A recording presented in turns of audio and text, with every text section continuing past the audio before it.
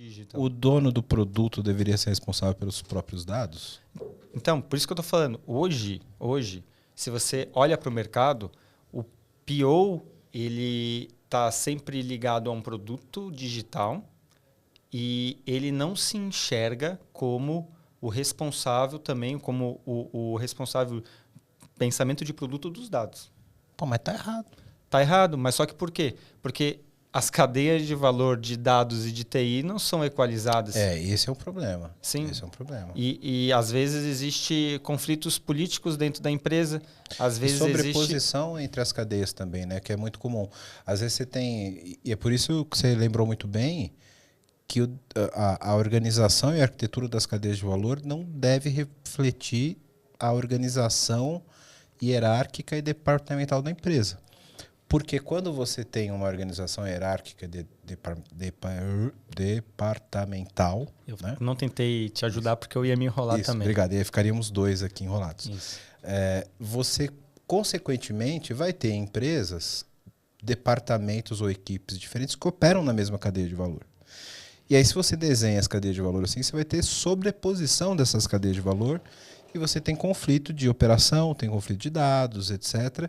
E você vai chegar no pior cenário que tem, que são dados ou cadeias de valor que tem dois donos, né?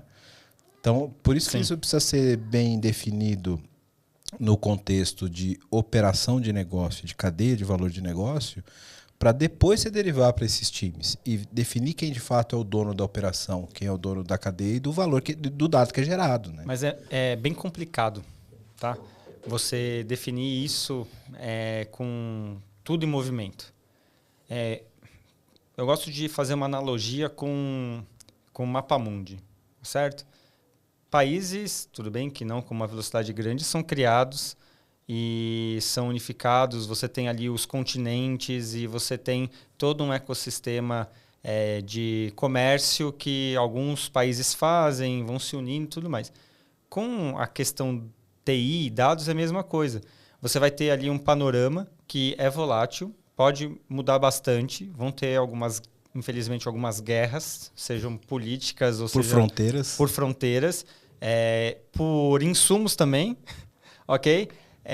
Mas a gente... Os dados não são o novo petróleo? Aí, ó, ótima analogia, mais essa aí. Ó. E aí, então, o que eu entendo? Às vezes, a gente vai ter que começar com um desenho mais macro de continente. Às vezes, a gente vai ter que ir com uma mentalidade de qual que é o país de primeiro mundo. É esse? Então, é esse país de primeiro mundo que eu vou usar aqui como o meu caso de uso para poder influenciar os outros. Baseline, né? Exatamente. Porque tentar transformar tudo ao mesmo tempo, com tudo em movimento, é muito difícil. E a gente não pode se esquecer que, legal, existe tecnologia, processos, mas existe uma outra coisa que é muito mais difícil de... Tem um bichinho que está envolvido nisso. Que se chamam pessoas que determinam a cultura.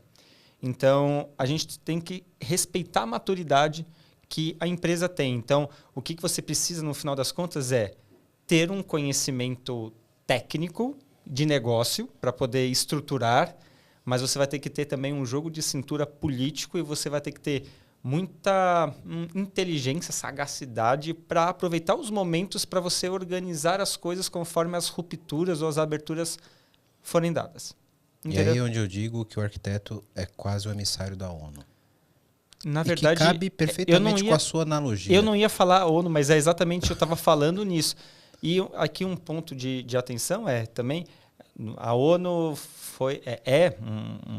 uma instituição muito importante, mas ela perde força quando ela vai contra o objetivo ou o anseio de uma grande potência. Sim. Por acaso... Cara, a analogia é maravilhosa. Exatamente.